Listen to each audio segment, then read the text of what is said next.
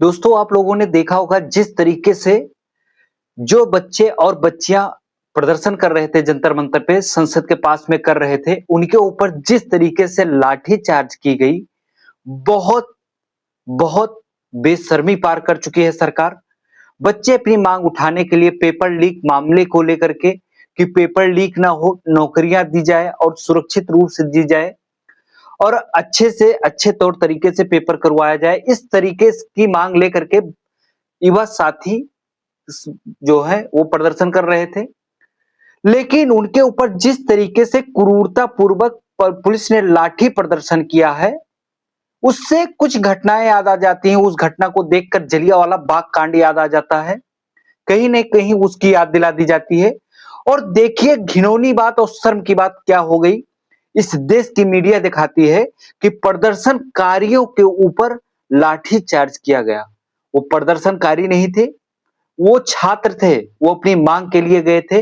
जिस तरीके से वो अपनी मांग रख रहे थे, वो शांतिपूर्वक रख रहे थे, ना कि कोई उपद्रव कर रहे थे।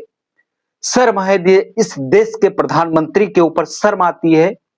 इतने छोटे से जो शिक्षा मंत्री है उसका इस्तीफा नहीं ले पा रहे हैं।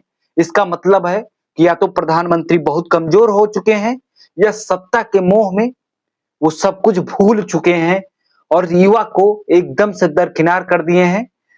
इस तरीके से कैसे चलेगा? युवा अपनी मांग रख रहा है, शिक्षा व्यवस्था को सही करने की बात कर रहा है।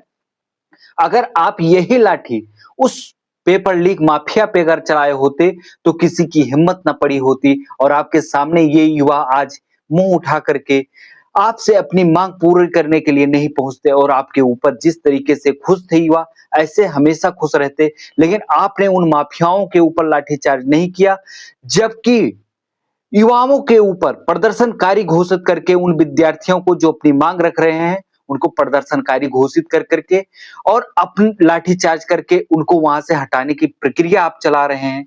ये बहुत शर्म की बात है। ये हिंदुस्तान के इतिहास में बहुत काला इतिहास लिखा जाएगा मोदी जी आपका।